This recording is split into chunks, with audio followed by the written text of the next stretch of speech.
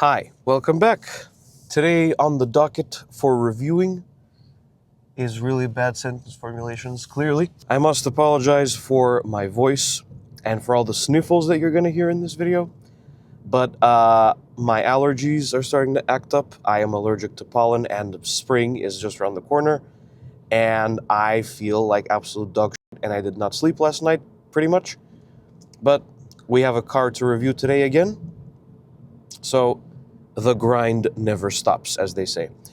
On the docket today is the Kia Stonic. That's Stonic, not Sonic. You're probably wondering, what is this? I've never heard of this before. Well, if you're from the US, certainly you haven't, because this car is not sold in the US.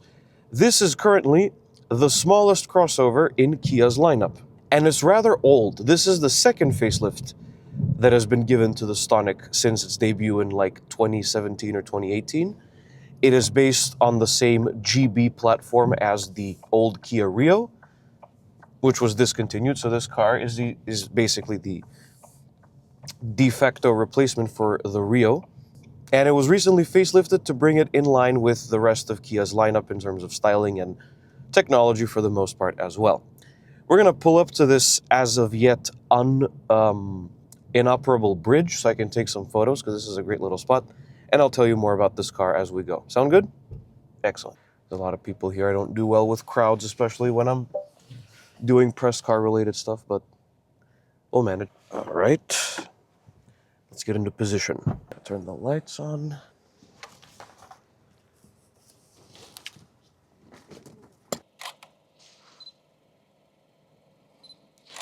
Sun is facing the right way on this location.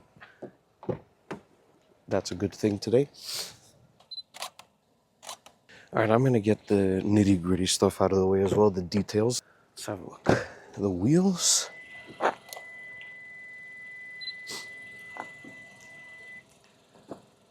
That never gets annoying, no, not at all. Let's try one of these high angles. I like doing these. Always looks good. All right. Pretty much done with that. We can move on to the next spot. Be quiet. Thank goodness I did not catch the seatbelt in the door. But the seatbelt's all tangled up now. Hate when they do that.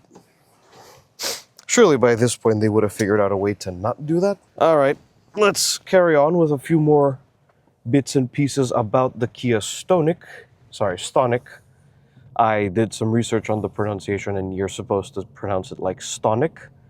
You're probably wondering, as I was until this morning, what does Stonic actually mean? Well, it's actually a compound word from speedy and tonic. Tonic in the, not the drink, but the first note in a major or minor music scale. And when you put those two together, you get Stonic. I'm still not completely sure about that myself, but okay. So this car, as I said, came out in roughly 2017 or 2018, and this is the second facelift that was, it came out like a few months ago, and it arrived in Macedonia rather quickly because Kia, as I've explained in other videos, is absolutely huge in this country.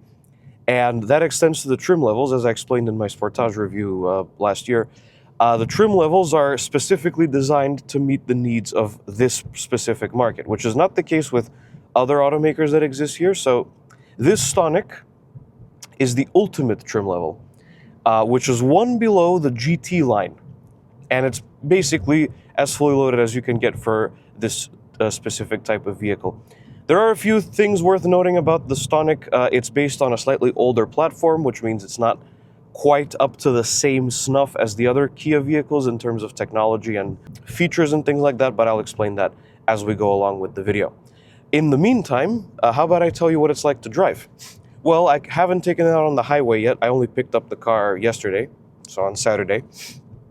And in town, it's perfectly good. This is a city car, ostensibly. It's small and it's designed to be used as a city vehicle, as a city runabout, and it excels in this category. So One thing I did notice that I think is great is the steering is super light, super light. I'm reviewing this car back to back pretty much with the Ford Kuga that was last weekend, and the difference in steering weight is actually quite noticeable, and it's very easy to maneuver this car in town. It's very small.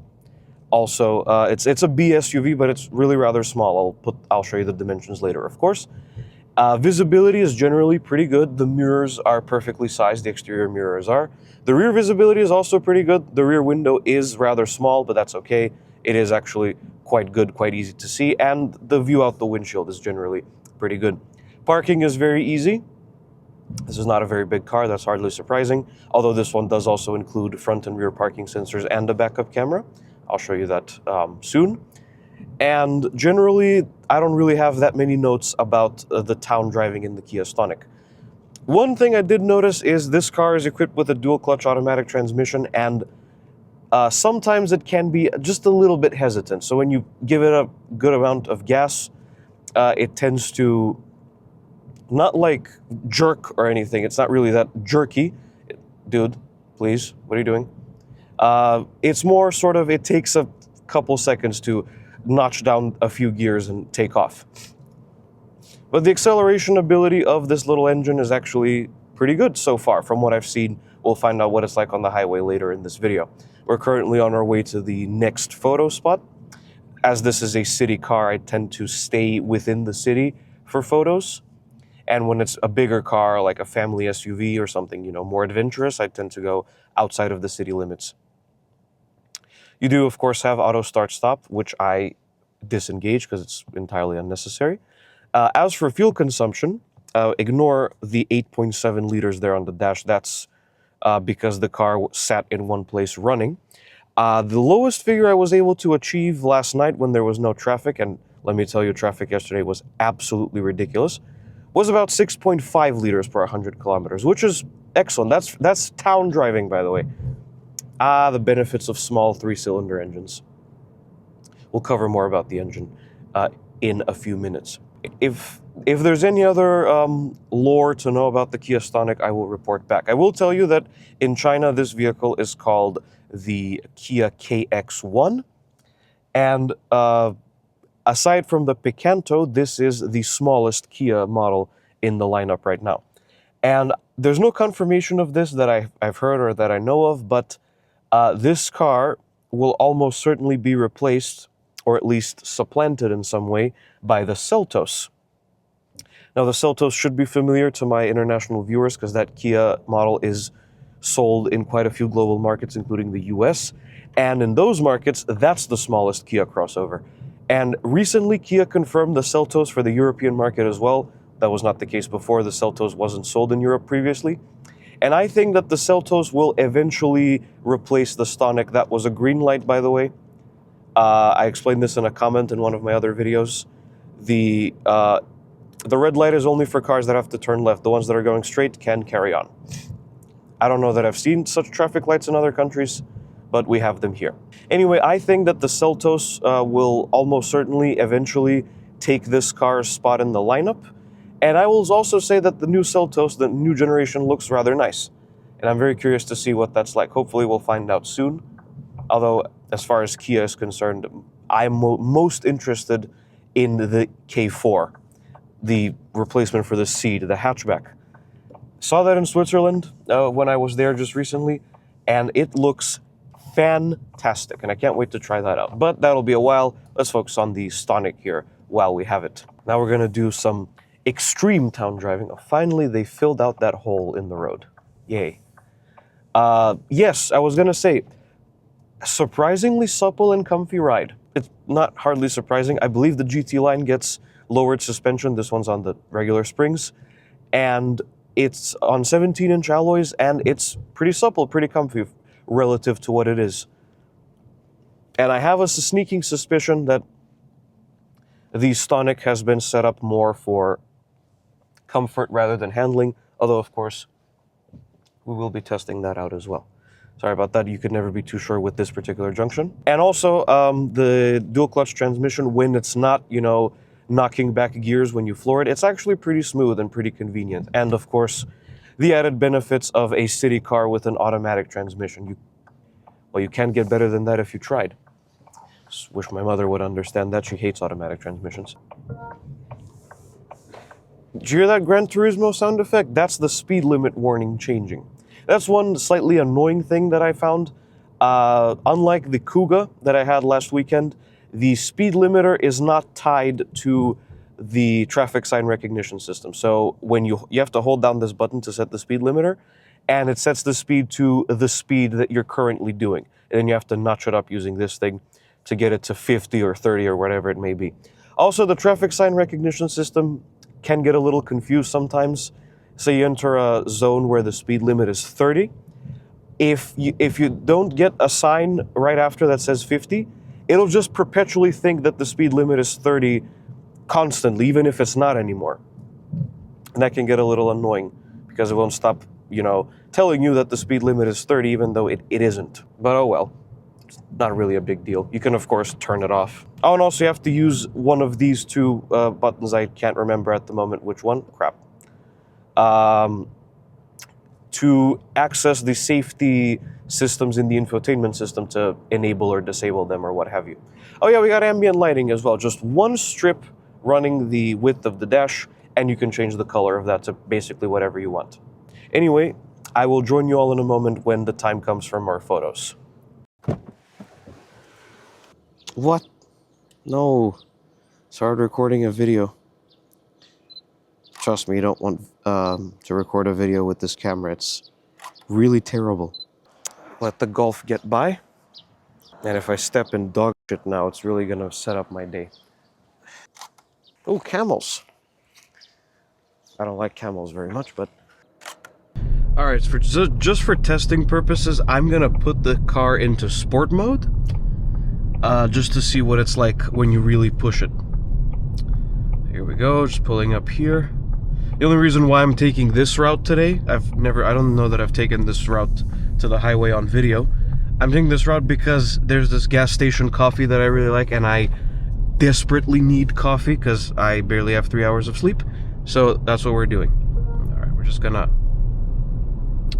bring ourselves over here. And where's sport mode? There we go. And go.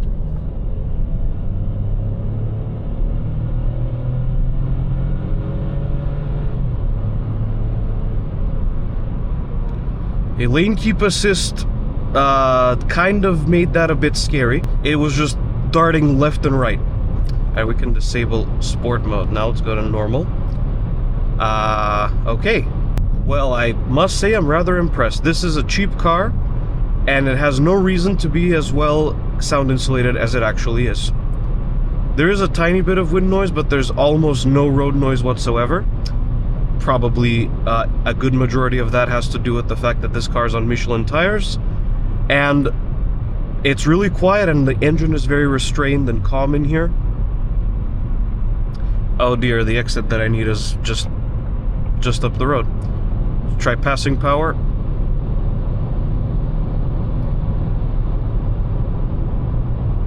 My apologies, Kia Stonic. I was unfamiliar with your game. Sick. Actually, I am genuinely impressed by that. Oh no, this is a different exit. I don't need this one. I believe there's another one that I actually do need just up the road. This is a surprisingly excellent highway cruiser, y'all. Don't really have many notes other than the wind noise that I already mentioned. Absorbing these horrible holes in the road surprisingly well. Then again, I did say the suspension is quite supple, and that extends to the highway as well. The acceleration was also pretty sprightly, even though we don't have that much power. It's pretty good. I'm gonna really quickly try to measure the fuel economy at this speed, if we have enough time, because I don't think we do. 4.5.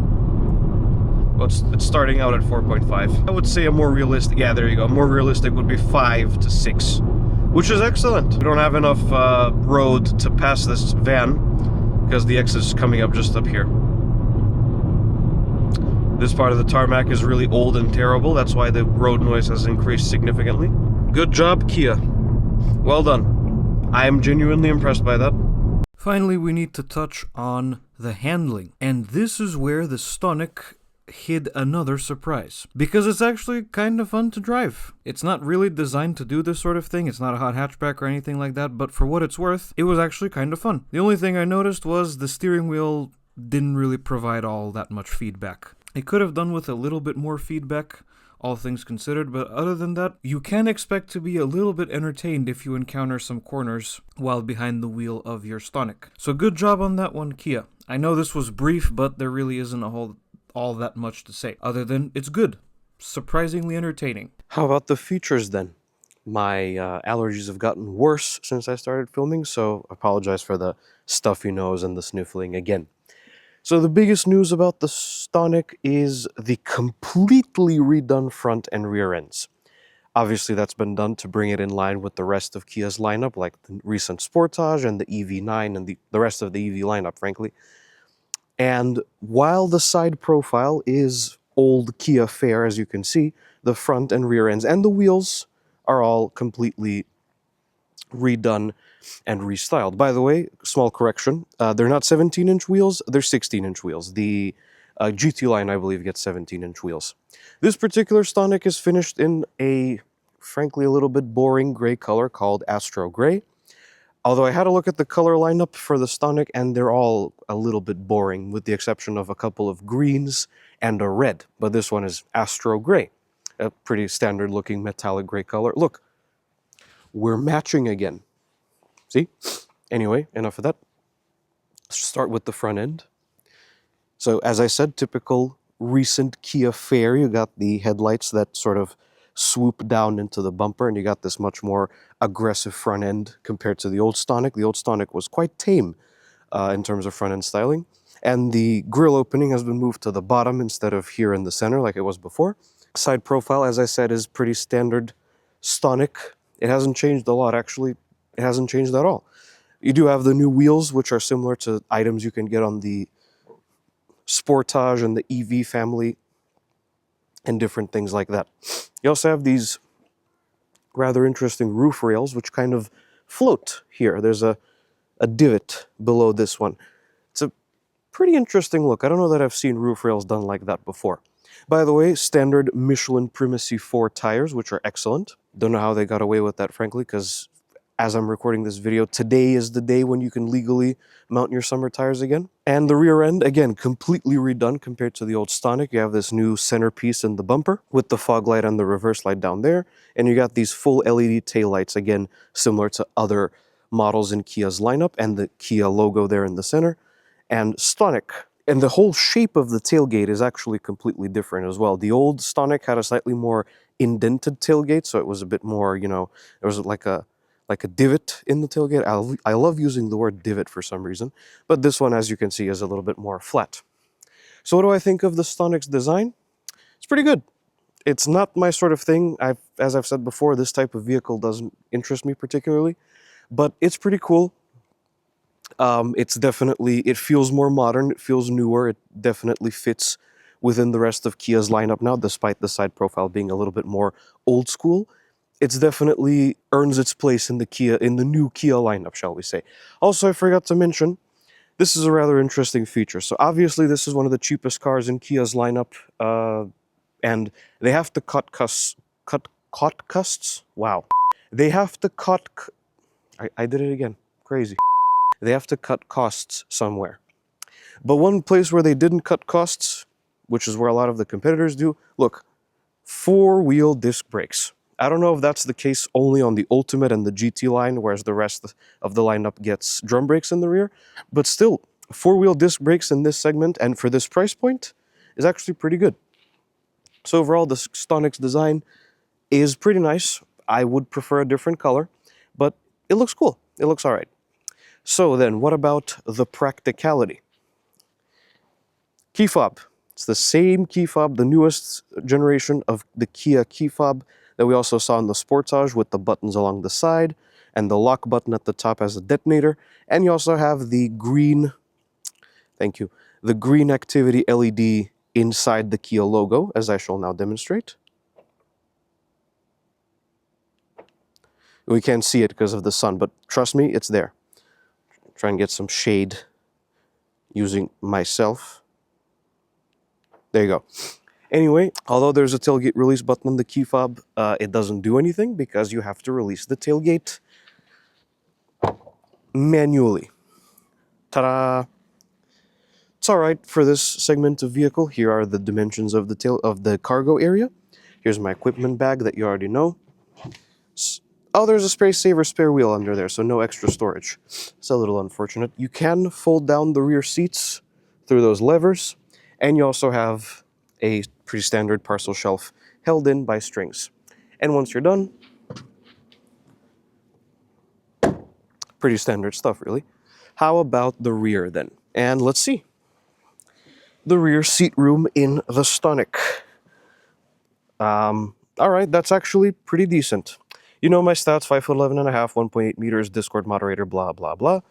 Knee room is actually solid. This seat is in my driving position, and so is this one, roughly, yes. It's a little bit further forwards, but this is perfectly doable. I could quite happily do a relatively fine journey in this car. Not too long, but not too short either. Interestingly, only the passenger seat gets a storage pocket. The driver's seat does not. I don't know how many cents that saved for production costs, but okay, we'll let them have that. And you got two USB-C ports down there, which I don't think come standard. I think they're part of the ultimate equipment, but you do have them in case you need them. As for headroom, well, it's all right. If the driver is shorter, you can slouch down just a little bit to free up some space for yourself, for your head. But the roof line on the Stonic is pretty sloped, so if you're taller, you might struggle just a little bit, but there is a way. Power window switch. The rear windows are pretty tinted. Standard equipment on the ultimate trim level. And you got some bottle-sized door storage as well.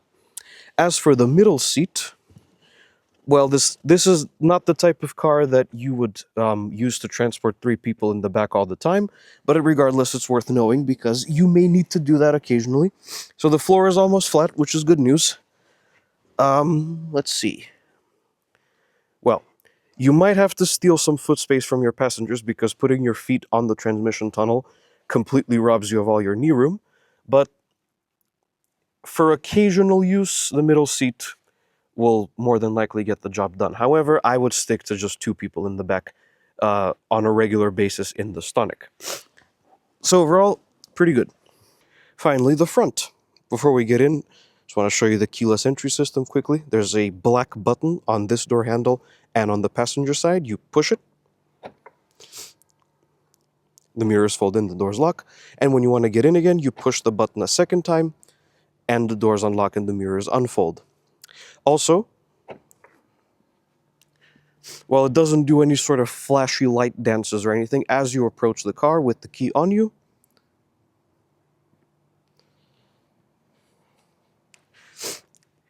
okay, it doesn't want to do it for some reason. It unfolds the mirrors, yes. Anyway, interior. It is also completely different compared to the outgoing Stonic. This is basically the same interior as the current Sportage, but also the previous Sportage, as I shall show you momentarily. You get these supple cloth seats with this lovely gray pattern in the middle. They are pretty comfortable, they are pretty supportive, so no real notes there. And you also get this interesting speckled pattern on here and a couple of other places throughout the interior, which I will show you in a moment. Anyway, let's get in. And now we're inside the Stonic.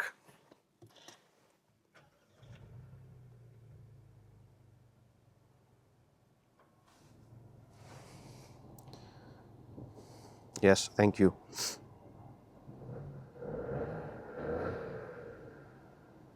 One of the first things that greets you in the new Stonic is this 2-spoke steering wheel, which has been nicked directly off the Sportage. And that also means that it's the same size as the one in the Sportage.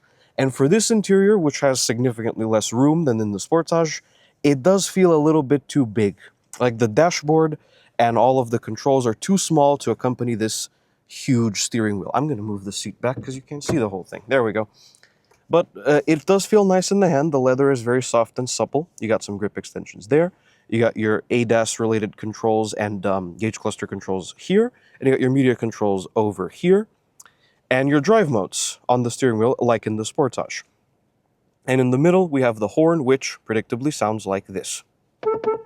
This particular Stonic is equipped with a 7-speed dual-clutch automatic transmission controlled through this big-ass thrust lever in the center console.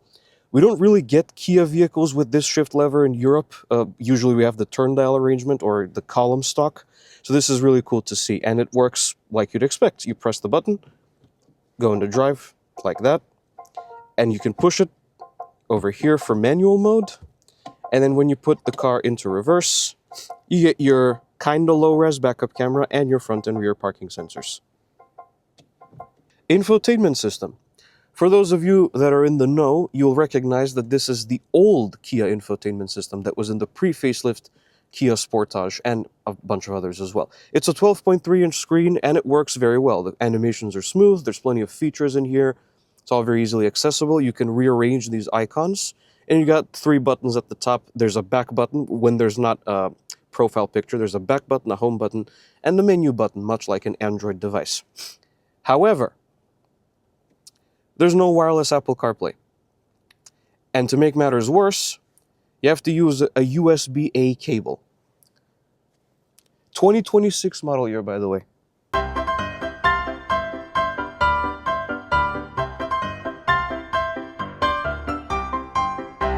Aside from the fact that the entire car industry has abandoned wired CarPlay pretty much, the smartphone industry has almost entirely abandoned USB-A cables.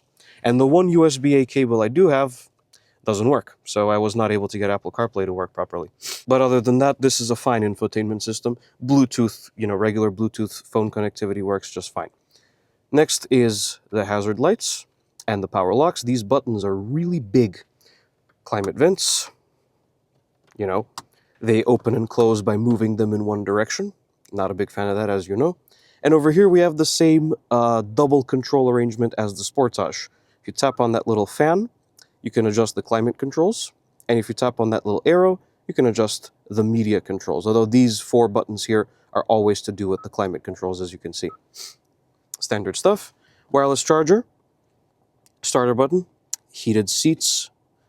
Both front seats are heated. There's a heated steering wheel. There's your parking sensors, which are deactivated for some reason. And next to the USB ports, you have a 12-volt outlet that can output 180 watts, which is pretty good. And a USB-C port that's charge only. And the Qi light for the wireless charger. Also good on Kia to include an electronic parking brake and auto hold. A lot of this car's competitors don't have that.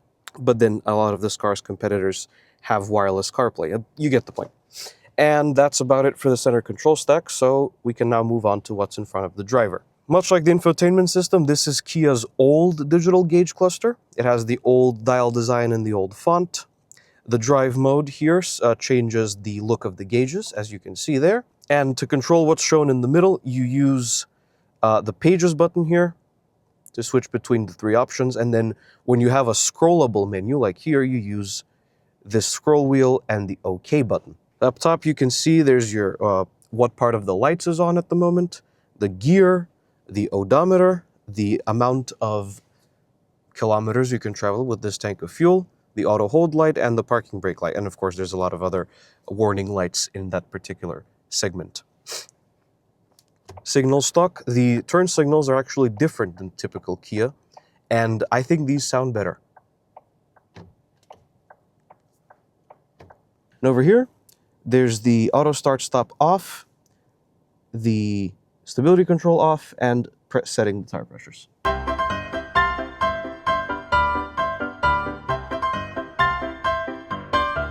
So let's go back to the center control stack quickly because I breezed through this.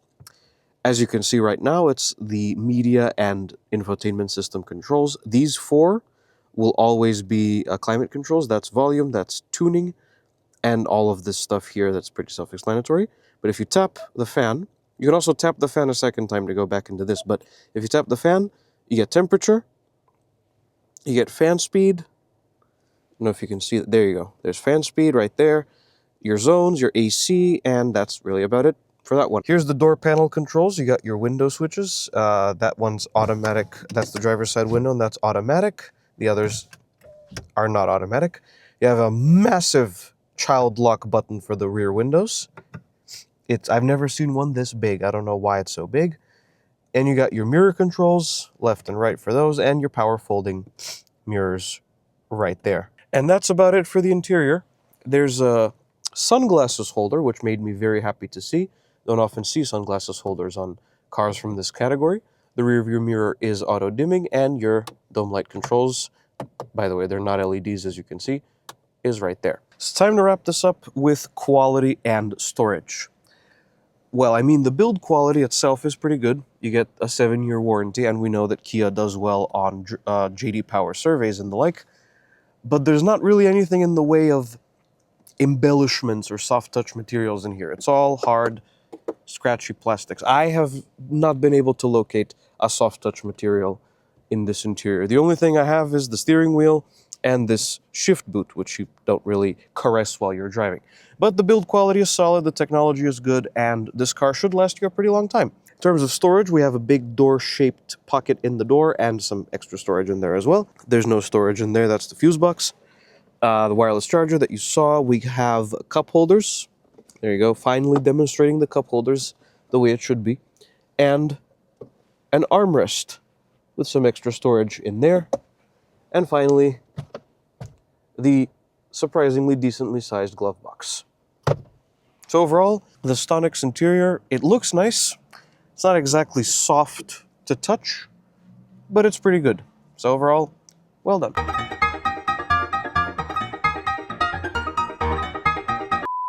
The Stonic was available with quite a few different engines when it first came out. That's not the case anymore. It's just one, and it's this one. A 1-liter turbocharged 3-cylinder with direct injection, part of the Smart Stream G family, and it makes a thumping 100 horsepower and 172 newton meters of torque. And that goes to the front wheels, and only the front wheels, through either a 6-speed manual transmission or a 7-speed dual-clutch automatic. So 0 to 100 kph is roughly 12 seconds, and the top speed is 179 kilometers an hour, or roughly 112 miles an hour. According to the spec sheet, if you equip the manual transmission, you shave a second off that 0 to 100 kph time. With the manual, it's roughly 11 seconds. I don't know that I've seen that before, but okay, I'll take their word for it. And the fuel consumption, according to the spec sheet, is roughly 5.6 to maybe 6 liters per 100 kilometers, which is roughly what I've been getting as well. So, good job. And ladies and gentlemen, that is the Kia Stonic. We began this video, if I recall correctly, it's been way too long between me filming this video and filming this voiceover to end it off. So I'm just gonna say that the question we asked was, is the Kia Stonic still relevant in the very fast-moving world of small subcompact crossovers like this? And the answer is yes. It has some pretty good technology, some pretty good features, and it drives way better than you'd expect a cheap small crossover like this to drive. The Kia Stonic gets a score of 8.5 out of 10. Thank you everyone for watching. If you liked this video, be sure to hit like and subscribe to the channel. Follow me on Blue Sky. There will be a link in the description as always, and I will see you guys in the next video. Goodbye.